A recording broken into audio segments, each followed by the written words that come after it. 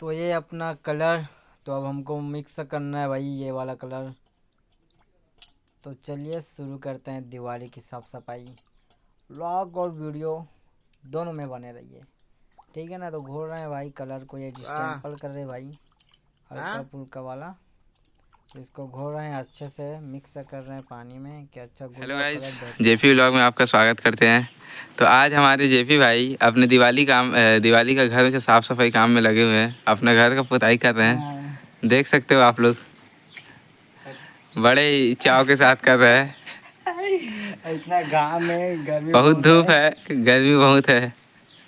नमस्कार जय जवान, अपन के मोर यूट्यूब में स्वागत है।